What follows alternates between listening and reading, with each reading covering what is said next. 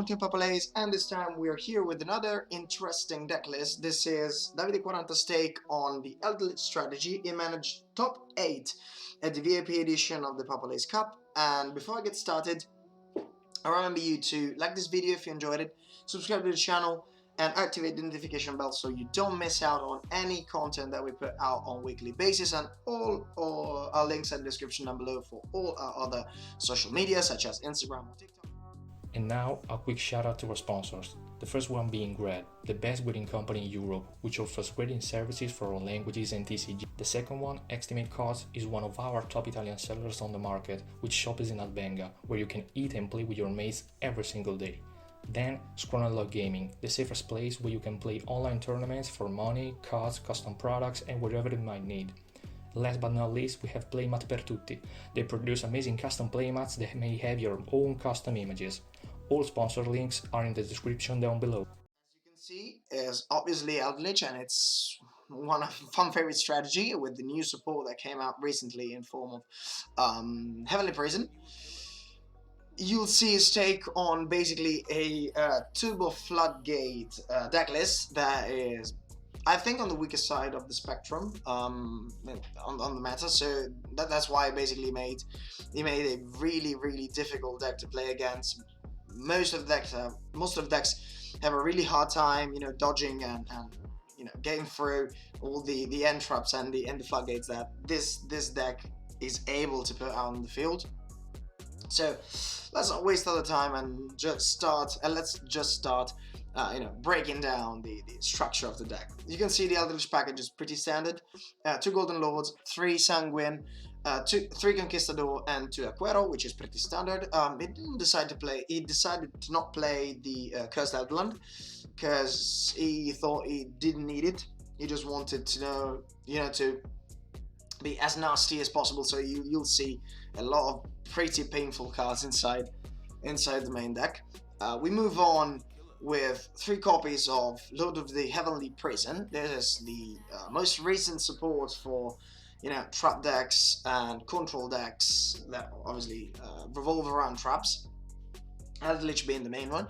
Its card is amazing, it's really powerful, and it's level 10 as well, so it can help the deck go through most of the X-ways he plays, because obviously it can be a board.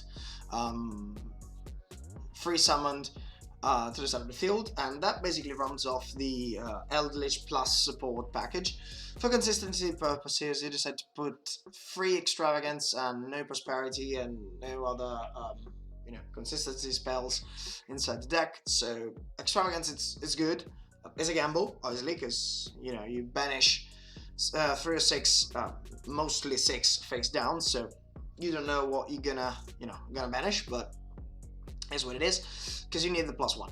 You need that extra card that help you, go through the floodgates, or the hand might get cloggy, you might break, or you might not have the best hand, obviously, all the time. So you need to have the +1. We move on with 2 copies of Ice Dragon's Prison, 2 copies of the Punishment,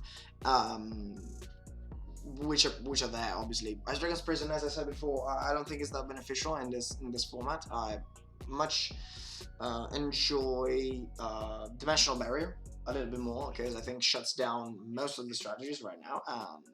But Ice Dragon's Prison, it's fine as well. It's a really good card, nonetheless, especially against obviously cards like Phoenix Enforcer or anything like that.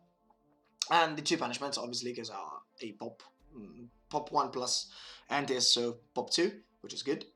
And for the floodgates, we have 3 Rivalry, which is good, and obviously 3 Gozen, plus the mandatory one, which is Skill Drain. I would have put 3 copies of There Can Only Be One, swapping 3 Rivalries or 3 Gozen, but that obviously that's up to you. It depends on the kind of duel or the kind of tournament that you're going into. But I would have rather played 3 TC Boo. Well, that's what it is. Next you can see 2 trap PRIX, because the deck runs a lot of normal traps such as torrential, punishment, or prison. So it's gonna be alive. Obviously 2, because 3 it's too much. You don't want to see it that much. So 2 is the right number, I think. I like that ratio. And next you see 3 impermanents and 3 strikes. So it's pretty standard. I mean, it's not that spicy, it's not that difficult to play with. It's really difficult to play against, because this deck is straightforward, does its thing, try to put up as much adversity for the opponent, so to play Yu-Gi-Oh, because rivalry goes in and skill rank can be a really hard pain to deal with for most of the meta.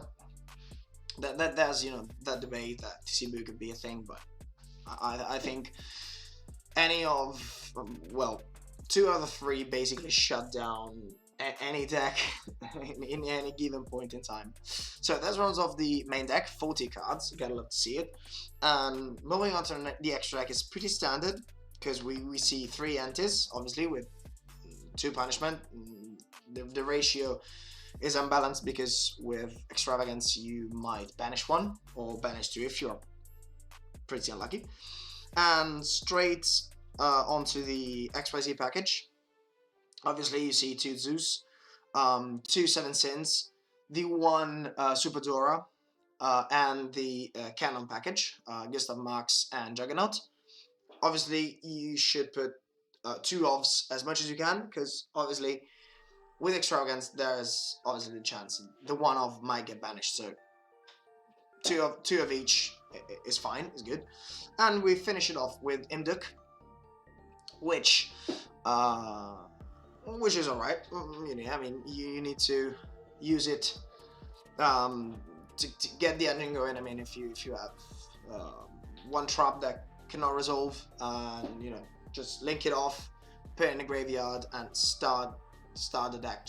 Get the engine going. Get the proper engine going, because that's the main purpose of this card. Extra deck, so as I said, pretty standard. Nothing special about it. Now we move to the side deck.